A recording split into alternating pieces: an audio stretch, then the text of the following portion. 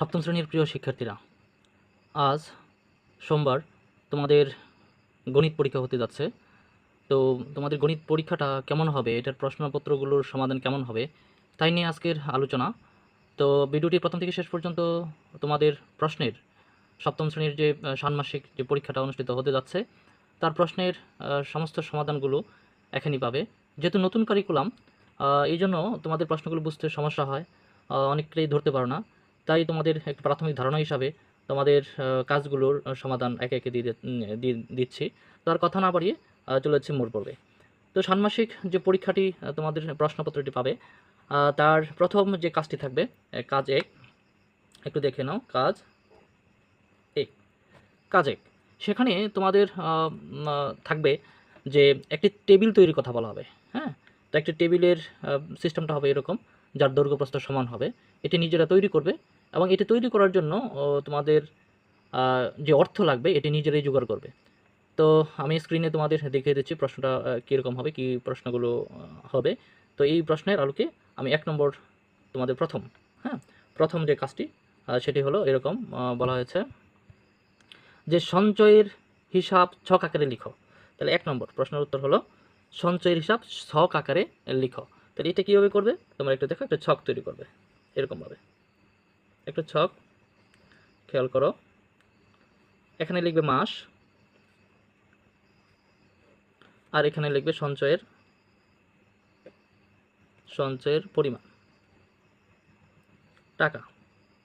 ঠিক আছে, আচ্ছা তাহলে একটু দেখে নাও। এখানে বলা হয়েছিল যে প্রথম মাসে প্রথম মাসে যা তুমি সঞ্চয় করবে, তো ধরে নাও প্রথম মাসে তুমি সঞ্চয় করবে 20 টাকা। দ্বিতীয় মাসে সঞ্চয় হবে তোমার, এখানে যা হবে তার তত গুণ, তার মানে 20 গুণ হলো 20 সমান হলো 400। ঠিক আছে, তৃতীয় মাসে সঞ্চয় হবে এখানে যা হবে দেখে নাও, 400 গুণ হবে ওই প্রথমটা, সমান কত হবে, এটার সাথে গুণ করলে হয় 8000। চতুর্থ মাসে সঞ্চয় হবে, চতুর্থ মাসে এখানে যা হবে এই যে 8000 গুণ হবে ওই প্রথমটা, সমান হবে, এটার সাথে যদি গুণ করো তাহলে 160000, একক দশক শতক সহস্র অযুত 1,60,000 টাকা। এই হিসাবে তোমার ছকটা তোমরা অঙ্কন করো। বাস 3টা বা 4টা মাসের হিসাব দেখালে তোমাদের 1 নম্বর কমপ্লিট। তাহলে 1 নম্বর উত্তর শেষ। এবার 2 নম্বরের যে প্রশ্নটি বলা হয়েছিল, সংখ্যাগুলো কি সূচক আকারে প্রকাশ করা যাবে, ব্যাখ্যা দাও। হ্যাঁ, তাহলে তুমি এটা লিখবে হ্যাঁ,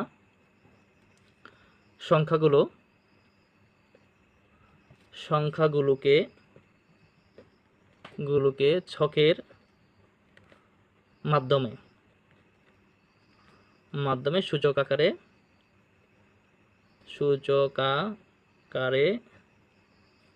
প্রকাশ করা যাবে। ঠিক আছে, আচ্ছা তাহলে নিম্নে তা দেখানো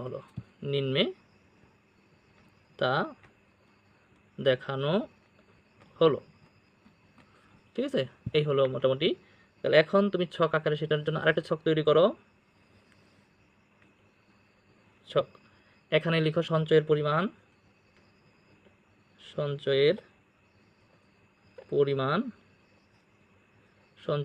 আর এখানে লিখো তুমি সূচক আকারে, হ্যাঁ, সূচকাকারে প্রকাশ। আর এখানে তুমি ব্যাখ্যা দিতে পারো। ব্যাখ্যা, প্রিয় শিক্ষার্থীরা, আমার এই চ্যানেলটিতে যা বলা হয়েছে বিস্তারিত সুন্দরভাবে দেখানো হয়েছে। আশা করি তোমরা নিজেরা বুঝে তোমরা লিখতে পারবে, সমাধান করতে পারবে। এই যে দেখো, ওই যে এখানে এই জিনিসটা এখানে আনবে। সঞ্চয় পরিমাণ প্রথম মাসে কত ছিল, 20 ছিল। এটা যদি সূচক আকারে লেখা হয় তাহলে 20-এর উপরে 1। ব্যাখ্যা মানে এটার ব্যাখ্যা, এটা 20 একবারই গুণ হবে। ঠিক আছে, এবার দ্বিতীয়টা কত, 400 ছিল। এই যে 400, এটাকে আমরা লিখব 20-এর উপরে কত দেওয়া যায় দেখো, 20-এর উপরে তুমি যদি 2 দাও তাহলে 400 হয়। অর্থাৎ এখানে শূন্য যতটা উপরে তত হবে। এখানে শূন্য কয়টা ছিল, একটি, তাই না? শূন্য ছিল কয়টি, একটি, এই জন্য উপরে কি হচ্ছে 1। এবার শূন্য কয়টি, 2টি, তাহলে তুমি 20-এর উপর 2 দিয়ে দাও, অর্থাৎ 20 গুণ 20 সমান কত হবে, 400। বিষয়টা বুঝছো? এটা হলো ব্যাখ্যা, এটা হলো সূচকীয় আকার প্রকাশ। আচ্ছা, তাহলে ঠিক বলো তো দেখি 3 নম্বরটা কী হবে? 3 বারে কত ছিল? এখানে 8000, এখানে লেখো 8000। এটা কী হবে? কটা শূন্য? 3টা শূন্য, তাহলে 20-এর উপর 3। এবার তুমি 3টা 20 গুণ করে দেখো কত হবে? 8000ই হবে, ঠিক আছে? আচ্ছা, তাহলে এখন পরের ধাপটা কত ছিল? 1,60,000। এটা এবার কী দেবো? 20 দিয়ে কটা শূন্য? 4টা, তার উপরে কী দেবো? 4। তাহলে এখানে 20 কটা লিখবো? 4টা 20 লিখবো। 20 গুণ 20 গুণ 20 গুণ 20 সমান হলো 1,60,000। এখন তুমি যদি এখানে আরও গড় বাড়াও তাহলে একই হবে, তোমাকে এই বাকিটাকেও তোমাকে কমপ্লিট করে দিতে হবে। তো ঠিক আছে, 2 নম্বর শেষ। এবার হলো 3 নম্বর। 3 নম্বরের সমাধান হলো, বলা হয়েছে পঞ্চম মাসে, হ্যাঁ, এটা হলো তোমার চতুর্থ মাস ছিল, একটু দেখে নাও, এটা চতুর্থ মাস ছিল। এখন যদি পঞ্চম মাস হয়, পঞ্চম মাসে আয়টা তোমার সঞ্চয়ের পরিমাণটা কত হবে এটা তোমরা আমরা বের করবো। তাহলে একটা জিনিস খেয়াল করো, এই যে দেখো প্রথম মাসে শূন্য একটি, তাই না? একটি না? এই যে দেখো আমরা এই যে এটা হলো ছিল প্রথম মাসের, এটা ছিল দ্বিতীয় মাসের, এটা ছিল তৃতীয় মাসের, এটা ছিল চতুর্থ মাসে। তাহলে পঞ্চম মাসে কী হবে বলো তো দেখি? শুধু 20-এর উপর 5 হবে, তাই না? তাহলে আমরা লিখবো এরকম, শুধু এতটুকু লিখে দিতে হবে, পঞ্চম মাসে সঞ্চয়ের, হ্যাঁ, সঞ্চয়ের পরিমাণ হবে সমান এই 20-এর উপর শুধু 5। এখন এই 20-এর উপর 5 মানে 20 কয়টা? 5টা। 1টা, 2টা, 3টা, 4টা, এই 5টা। এই 5টা 20 তোমার গুণ করলে যা হবে তা হলো তোমার 2 দুগুণে 4, 4 দুগুণে 8, 8 দুগুণে 16, 16 32। তাহলে শূন্য কাটা 1 2 3 4 5, 1 2 3 4 5। ওকে, এত টাকা। বাস, এটাও শেষ। এবার দেখো 4 নম্বর।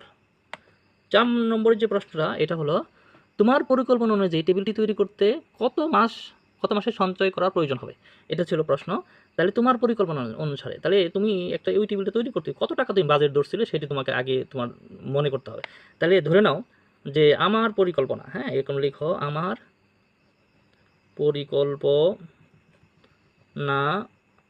পরিকল্পনা অনুযায়ী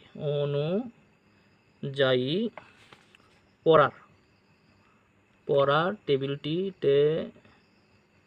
টেবিলটির খরচ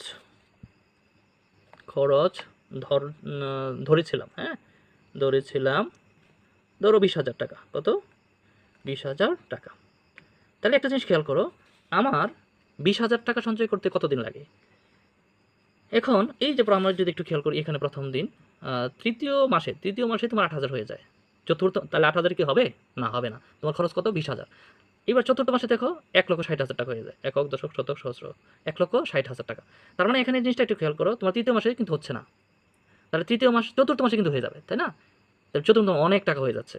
তাহলে তোমার তৃতীয় 3 মাসের বেশি 4 মাসের ঊর্ধ্বে নয়, তাই না? অর্থাৎ 3 মাসের চেয়ে বেশি হলেই তোমার কী হয়ে যাবে? টেবিলটি তৈরি করার সঞ্চয় তুমি করতে পারবে।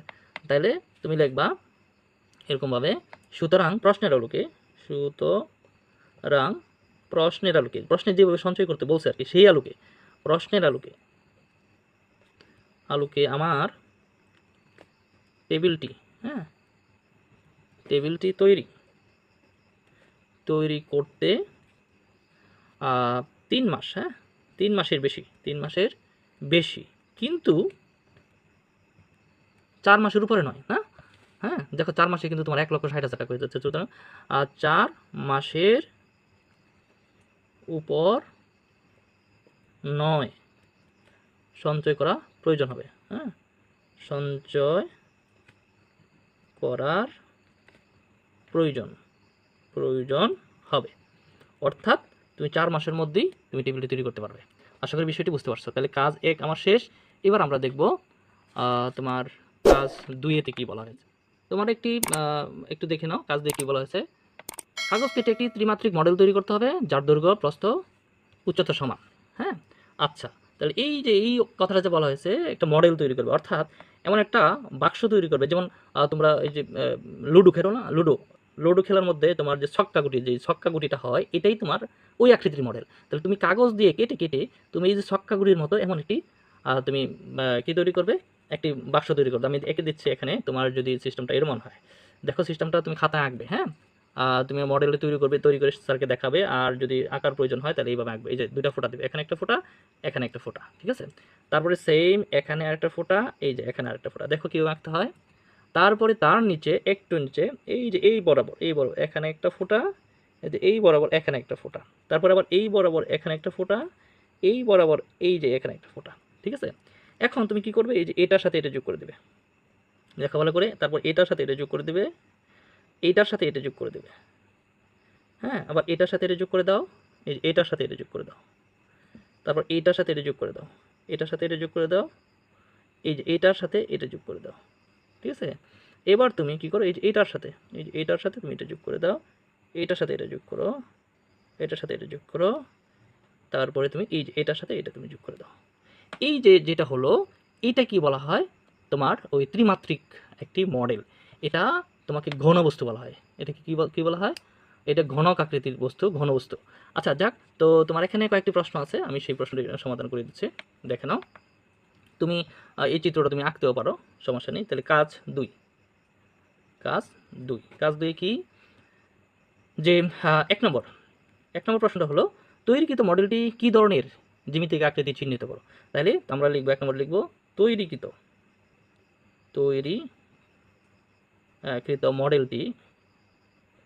মডেলটি ঘন আকৃতি, ঘনকাকৃতি, ঠিক আছে, ঘনকাকৃতি।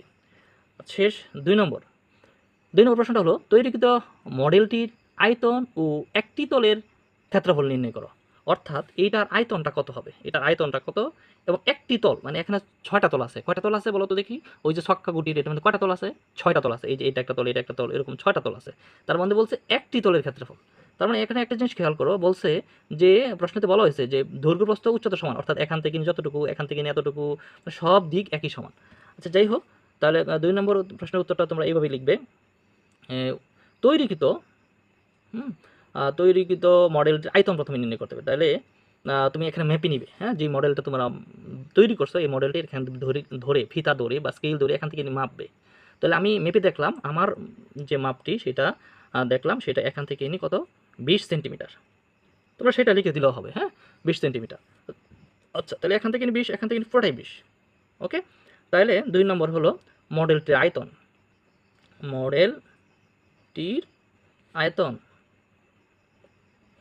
আয়তন তুমি চিত্রটি এঁকে তারপর এখানে 20 লিখে দেবে। যদি এখানে 20 না হয়, এখানে 10 হয়, তাহলে আয়তন হবে তোমার, খেয়াল করো, এই যে 20 আছে না, যেমন এখানে যা হবে এখানে তা হবে, লিখে তার উপরে এটা কিউব দিয়ে দিবে। এটা একক টাইম পরে বসাই। যদি এখানে 10 হয় তাহলে এখানে 10, যদি এখানে 30 হয় তাহলে এখানে 30, মানে যা হবে। তুমি যদি মডেলটা তৈরি করার পরে দেখবে এখান থেকে দৈর্ঘ্যটা কত, যা হয় তুমি তা এখানে লিখে দেবে, ওকে। তাহলে এটাকে তুমি 3 বার গুণ করো, তাহলে 3 বার গুণ করলে হয় তোমার 8000 ঘন সেন্টিমিটার। শেষ। এবার একটি তলের ক্ষেত্রফল, একটি তলের ক্ষেত্রফল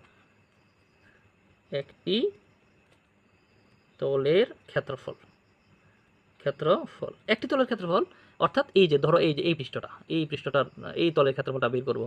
তাহলে তলের ক্ষেত্রফল দৈর্ঘ্য পূরণ প্রস্থ, তাই না। তাহলে এখান থেকে যত, এখান থেকে এত, একই জিনিস। তার মানে আমি কি লিখতে পারি, 20 গুণ 20, এটা সব এক।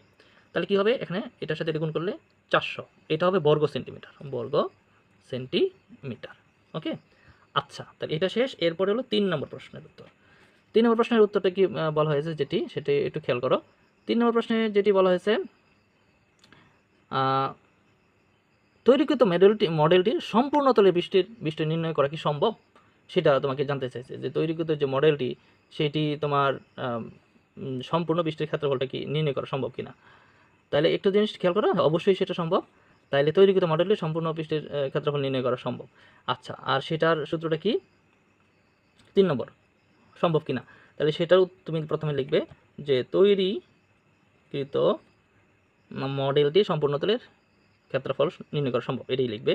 মডেলটির সম্পূর্ণ তলের ক্ষেত্রফল নির্ণয় করা সম্ভব। আচ্ছা, তো নির্ণয় করা সম্ভব মানে কি, এখানে 6টা তল আছে, 6টা তল, তাহলে একটা তল কত, 400, তাহলে এরকম 6টা তল কত হবে? 400 6 দিয়ে গুণ করলেই হয়ে যায়, তাই না? রাইট। তাহলে আমি সরাসরি এভাবে লিখতে পারি। তাহলে অতএব হ্যাঁ সম্ভব। তাহলে সম্পূর্ণ তলের ক্ষেত্রফল কি হবে? সম্পূর্ণ তলের ক্ষেত্রফল সমান কি হবে? 6টা তল। তো কয়টা তল? 6টা তল, কিন্তু মাথায় রাখবে 6টা তল। তাহলে এখানে একটা তল, দুইটা তল, এরকম 6টা তল আছে। তাহলে এখানে একটা তল মানে কত? 400। তাহলে 6টা তল মানে কত হবে? 6 × 400, তাহলে সমান হবে 424 বর্গ সেন্টিমিটার। আশা করি বিষয়টি বুঝতে পারছো। এবার 4 নম্বর প্রশ্নে যেটা বলা হয়েছে, 4 নম্বর প্রশ্নটি তোমার বলা হয়েছে তোমার যে পড়ার টেবিলটি, হ্যাঁ, যে পড়ার টেবিলটি, এই টেবিলের একটা পৃষ্ঠ, এই একটা পৃষ্ঠের ক্ষেত্রফল এবং যে মডেলটি তৈরি করেছো এই মডেলটির পৃষ্ঠের ক্ষেত্রফলের অনুপাত কত হবে এটা বের করতে বলছে। তাহলে তুমি এখানে লিখবে, তাহলে যে টেবিলটা তৈরি করার চিন্তা ভাবনা করছিলে সেটার দৈর্ঘ্য তুমি কত ধরছিলে সেটা তুমি আগে ধরে নিবে। তাহলে তুমি এখানে লিখবে 4 নম্বর লিখবে এরকম যে আমার পড়ার টেবিলটির দৈর্ঘ্য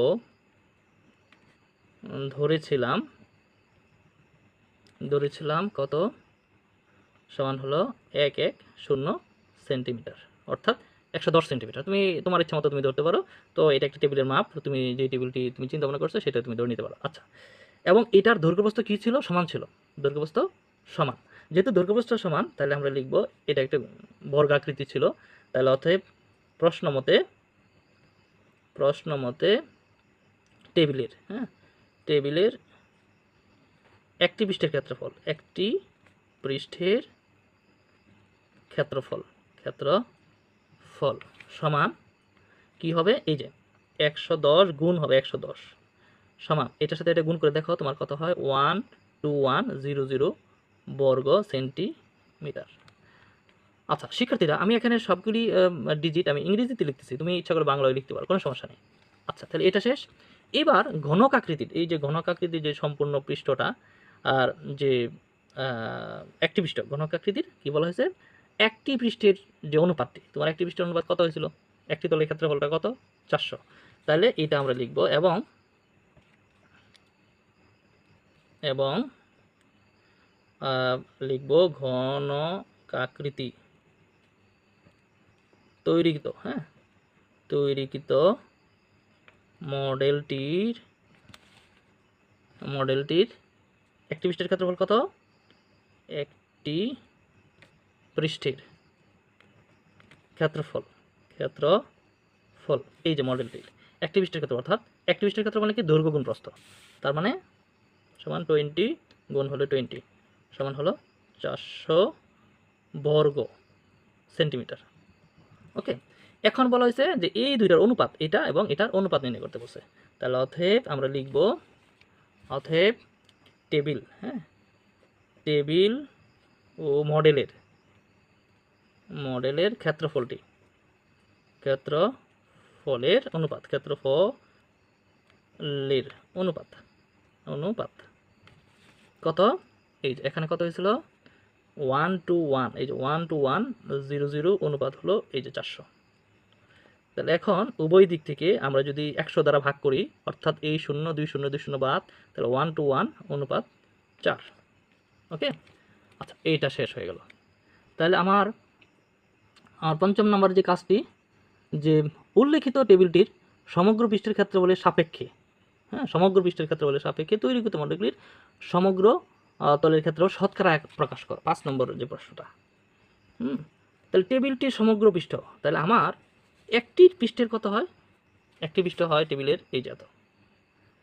তাহলে এমন যদি 6টি পৃষ্ঠ হয় তাহলে টেবিলেরও কয়টা? যেহেতু বর্গাকৃতির মানে ঘন আকৃতির, সেই ক্ষেত্রে তার পৃষ্ঠ হবে 6টি। তাহলে এটাকে আমরা কি করব? 6 দ্বারা গুণ করব।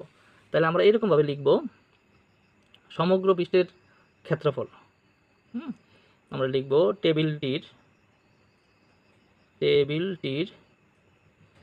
সমগ্র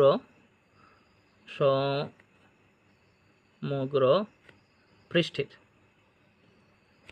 ক্ষেত্রফল কি হবে? একটু খেয়াল করো, 6 ইন্টু ওই যে বিষয়টা একটু দেখিয়ে দেই। এই যে লেখা হয়েছিল একটি পৃষ্ঠের ক্ষেত্রফল কত পাইলাম আমরা? এত। তাহলে এইটাকে আমরা কি করব 6 দ্বারা গুণ করব, এই যে 1 2 1 0 0। তাহলে এখন এটা কত হয় 6 একে 6 6 দুগুণে 12 2 হাতের আছে 1 6 একে 6 7 0 0 এত বর্গ সেন্টিমিটার। ওকে। আর তোমার তৈরিকৃত মডেলটি সমগ্র পৃষ্ঠের ক্ষেত্রফল কত, এটা আমরা কিন্তু পাইছি। কত পাইছিলাম একটু দেখো, সম্পূর্ণ মডেলের সম্পূর্ণ পৃষ্ঠের ক্ষেত্রফল পাইছিলাম 2400 এবং তৈরিকৃত মডেলটির সম্পূর্ণ, হ্যাঁ সমগ্র লিখতে পারো, সমগ্র তলের ক্ষেত্রফল কত পেলাম আমরা, এই যে এখানে দেখে নাও কত পেয়েছিলাম, এই যে সম্পূর্ণ তলের ক্ষেত্রফল 2400 বর্গ সেন্টিমিটার। এখন এটাকে কি করবো শতকরা প্রকাশ করবো।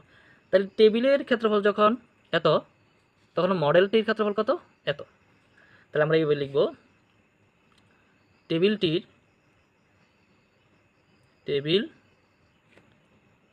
ক্ষেত্রফল কত,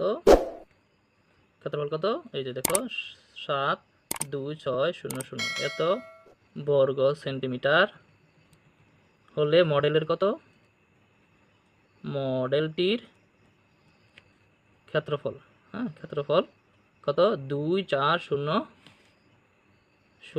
বর্গ সেন্টিমিটার। তাহলে অতএব টেবিলটির ক্ষেত্রফল আমার শতকরা প্রকাশ করতে বলতেছে, 1 বর্গ সেন্টিমিটার হলে মডেলটির ক্ষেত্রফল কত হবে, এটা নিচে আসবে। তাহলে 72600 আর এখানে হবে 2400 বর্গ সেন্টিমিটার। অতএব টেবিলটির ক্ষেত্রফল কত 100 শতকরা প্রকাশ। তাহলে কত হবে 240027, এটা যা আছে তাই ইন্টু 100, ঠিক আছে। আচ্ছা এখন আমরা জাস্ট কি করব, এই যে এটার সাথে এটা আমরা গুণ করব, এটার সাথে গুণ করে এটা দ্বারা আমরা কি করব ভাগ করব। তাহলে এই যে 24,24,2400 সাথে যদি আমি আরও 100 গুণ করি, তাহলে গুণ করলে যা হয় তাকে আমরা কি দেবো, এই যে 72,600 দ্বারা আমরা ভাগ করব। ভাগ করলে দেখো আসে তোমার 3.31 লিখতে পারো, এত পার্সেন্ট। বাস শেষ। ওকে, বিষয়টা আশা করি তোমরা বুঝতে পারছো। এবার আমার কাজ 2 শেষ, এবার আমরা আলোচনা করব কাজ 3 নিয়ে। কাজ 3-এ তোমাকে যে বিষয়টা বলা হয়েছে এটা তোমরা টোটালি নিজেরা করার চেষ্টা করবে। এটা তোমার একটা দলগত কাজ, সেটা তোমরা একটা সূত্রের মাধ্যমে, একটি সূত্র, সেই সূত্রগুলো তোমরা রং করে এটা প্রমাণ করার চেষ্টা করবে। এবং সেটি অতি সহজ, যেহেতু এটা রঙের বিষয়, এটা সময় সাপেক্ষ, এই জন্য আমি সেটি তোমাদের দেখাচ্ছি না। তো এটা খুবই ইজি। তার পরবর্তীতে যে কাজটি সেটি আমি দেখিয়ে দিচ্ছি, লাস্ট যে কাজটি সেটি হলো তোমার কাজ 4। দেখো কাজ 4 নম্বর কাজ। ওকে, আচ্ছা সেখানে বলা হয়েছে যে A4 সাইজের অথবা আয়তাকৃতি এক টুকরা কাগজ নাও, কাগজটি কর্ণ বরাবর কেটে 2 টুকরা কেটে 2টি অংশ ভাগ করো। হ্যাঁ, অর্থাৎ এই যে ধরো একটা বিষয়, এই যে একটা কাগজ A4 সাইজ কাগজ, হ্যাঁ তোমরা অবশ্য স্ক্রিনে দেখতে পাচ্ছ, দেখানোটা একটু কঠিন। A4 সাইজ কাগজটা অনেকটা বড়, অর্থাৎ তোমার খাতার একটা পৃষ্ঠা, এই A4 সাইজ কাগজ। এখন এটাকে তোমরা কি করবে, এই কর্ণ বরাবর, এই যে দেখো এই যে কর্ণ বরাবর এরকমভাবে ভেঙে নেবে। হ্যাঁ, ভেঙে কি করবে, এটাকে তোমরা এখন কেটে ফেলবে। ঠিক আছে, কাটলে সেটা কি হবে, ধরো আমি যদি তোমাদের এখন ছোট একটা টুকরা দেখাই,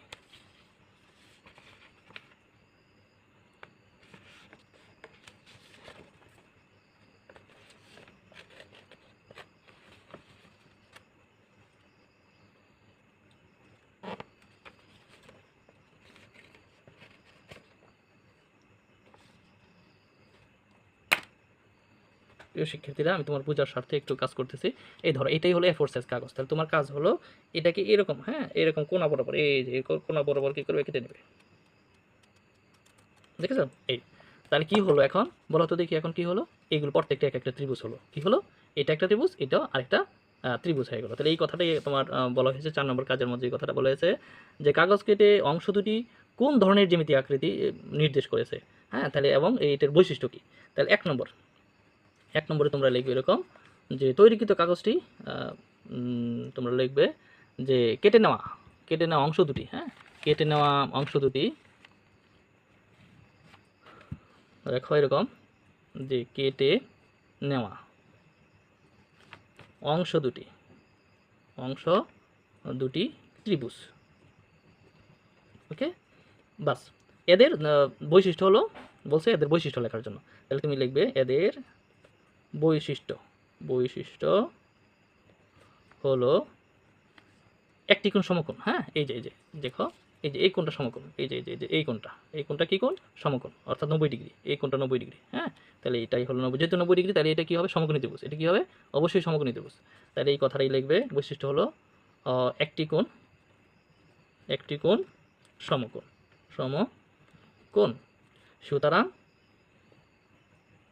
সুতরাং এরা সমকোণী ত্রিভুজ। ওকে, আচ্ছা, এক নম্বর শেষ। দুই নম্বর বলছে চাঁদার সাহায্যে, এই যে চাঁদার সাহায্যে কোণগুলো পরিমাণ করবো। চাঁদার সাহায্যে কোণগুলো পরিমাণ, তাহলে আমি চাঁদার সাহায্যে কোণগুলো পরিমাণ করে আমি নিয়েছি। তোমরা সরাসরি লিখে দিলেই হবে, চাঁদার সাহায্যে প্রথম অংশটি, দুইটা অংশ, তার মধ্যে একটি অংশের কথা বলা হয়েছে, প্রথম অংশটির কোণের পরিমাণ, হ্যাঁ, কোণ পরিমাপ করে পাই, কোণ পরিমাপ করে পাই। কি পেলাম? প্রথম কোণ সমান 90 ডিগ্রি। এই যে এই কোণটা কত ডিগ্রি? অবশ্যই 90 ডিগ্রি। হ্যাঁ, সেটা তোমরা জানো। দ্বিতীয় কোণটা এই যে এই কোণটা এটা আমরা ধরলাম 50 ডিগ্রি। তৃতীয় কোণ 40 ডিগ্রি। ঠিক আছে, এখন এই তিনটি কোণের কি বলছে? যোগফল নির্ণয় করতে বলছে, যোগফল। তাহলে তিনটি কোণের যোগফল কত হবে? 180 ডিগ্রি। বাস, তাহলে আমরা লিখব অতএব তিনটি কোণের পরিমাণ, কোণের সমষ্টি 180 ডিগ্রি। তাহলে এই জিনিসটা আমরা শিখলাম যে তিনটি কোণের পরিমাণ কত হয়? 180 ডিগ্রি হয়। তাহলে আমার শেষ, 2 নম্বর শেষ। এবার আমরা দেখব 3 নম্বর। 3 নম্বর কী বলেছে? 3 নম্বর হচ্ছে যে 2 নংয়ে অঙ্কিত উল্লিখিত আকৃতির বাহুগুলো যে দৈর্ঘ্য পরিমাপ করো। অর্থাৎ এই যে বিষয়টা, এখন আরেকটা তো যে 2 নংয়ে যে আমরা চিত্রটা, এটার দৈর্ঘ্য এইগুলি আমরা বাহুগুলি মাপবো। হ্যাঁ, মাপবো। তোমরা তো A4 সাইজ কাগজ নিচ্ছ, তাই না? তাহলে এটা স্কেল দিয়ে তুমি মেপে নাও, এটা স্কেল দিয়ে তুমি মেপে নাও, এটা স্কেল দিয়ে তুমি মেপে নাও। হ্যাঁ, মেপে দেখো কত হয়। তাহলে দেখো আমি লিখে দিচ্ছি তোমাদেরকে, এরকমভাবে লিখতে পারো যে 2 নংয়ে উল্লেখিত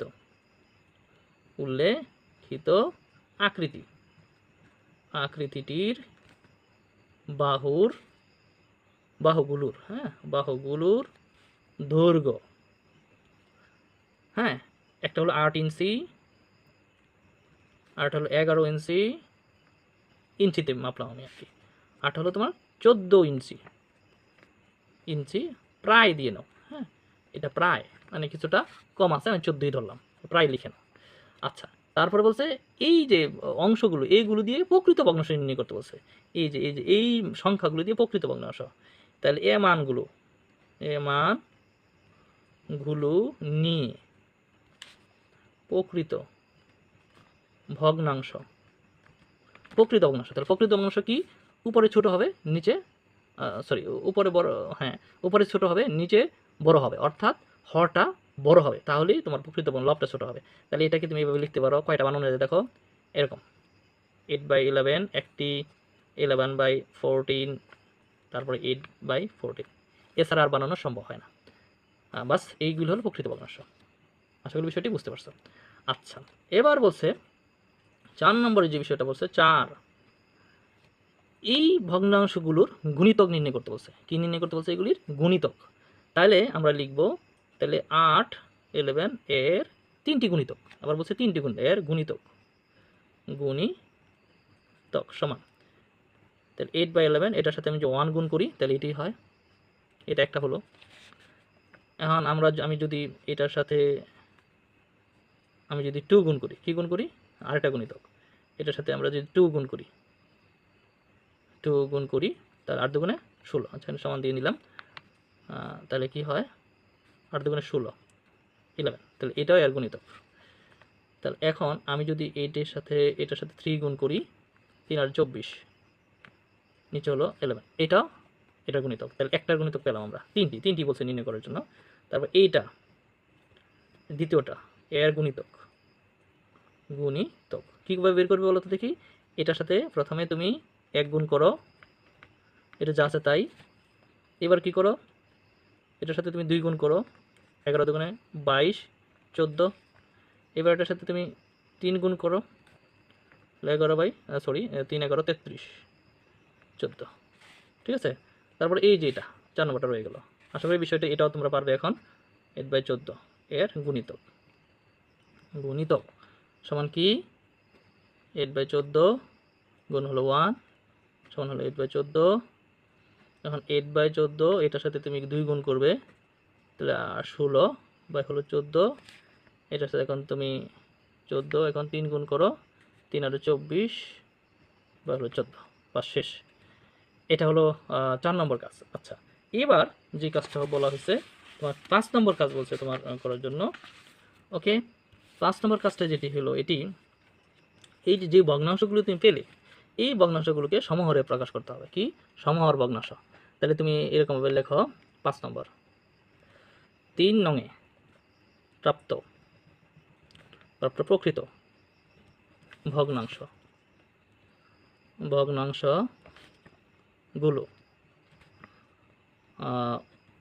এই 8/11, 11/14, তারপর একটা হলো 8/14। এই এখন এটা কি করতে হবে, সমহর প্রকাশ করতে হবে, সমহর। তাইলে লিখবে এরকম, ভগ্নাংশগুলোর হর, এখানে ভগ্নাংশগুলোর হর সমান হলো এই যে এগুলো হর।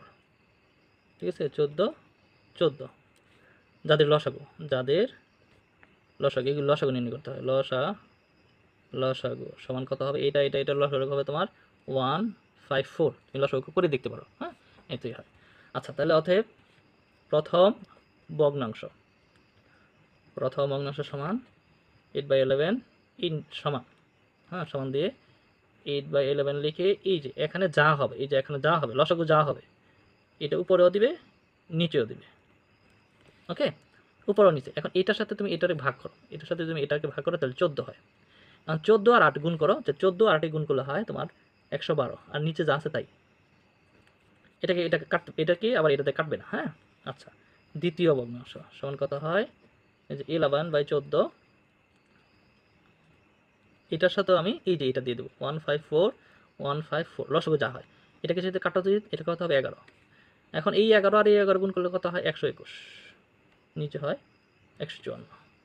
তৃতীয় ভগ্নাংশ 8/14 সমান কত হবে, এই যে 8/14, এটার সাথেও 154, এটার সাথে যদি কাটো যদি 11, তাহলে কত হয় 8 11 88, 1 5 4। এটা যা আছে এই সমহর হয়ে গেল। দেখো হর সব মিল, এখানে যা এখানে তা, এটা কি বলা হয়, সমহর। আচ্ছা, এখন কি বলছে, লসাগু নির্ণয় করতে হবে। তাহলে লসাগু নির্ণয় করতে হলে এই যে এই 3টা লসাগু, তাহলে 3টা লসাগু নির্ণয় করতে হলে এখানে এই যে আমি লবগুলি পেলাম, এই লবগুলির লসাগু নির্ণয় করতে হবে। তাহলে লিখব সমহর বিশিষ্ট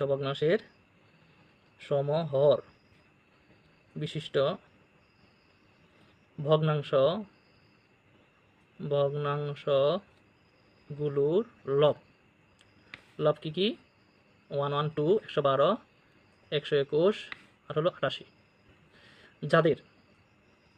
যাদের কি আমরা লসাগু নির্ণয় করবো, যাদের লসাগু হয় তোমার কত 13552। এত লসাগু হলো এত। তোমরা করে দেখতে পারো, হ্যাঁ, আর যদি কেউ এটা করিয়ে দেখিয়ে দেয় তাও ভালো। আমি সময় সংকীর্ণতার কারণে আমি ওইভাবে আর দেখাচ্ছি না। আচ্ছা, তারপরে এবং হরগুলো কি দেখো, হর হলো 154, 154, যাদের গসাগু অর্থাৎ হরের তোমার বের করতে হয় গসাগু, আর লবের বের করতে হয় লসাগু। যাদের গসাগু যেহেতু সবগুলি এক, তাহলে 154 হবে। তাহলে অতএব লসাগু সূত্রটা হলো, লসাগু সমান হলো সূত্র তোমরা জানো অবশ্য, লবগুলোর লসাগু আর হরগুলোর গসাগু। বাস শেষ। তাহলে এখন মানগুলি বসাই। লবগুলোর লসাগু কত, যে 1 3 5 5 2, আর হরগুলোর গসাগু কত, যে 1 5 4। বাস শেষ। তাহলে তোমার আনসার ফুল হয়ে গেল। এই ছিল তোমাদের প্রশ্নের, ষান্মাসিক পরীক্ষার প্রশ্নের সমাধান। ভিডিওটি শেষ পর্যন্ত দেখার জন্য আন্তরিক ধন্যবাদ, এবং আশা করি তোমরা এর থেকে একটি ধারণা নিয়ে তোমরা ভালোভাবে পরীক্ষা দিয়ে ভালো একটি ফল বয়ে আনবে, এমনটাই প্রত্যাশায় আজকের মতো এখানেই শেষ করলাম।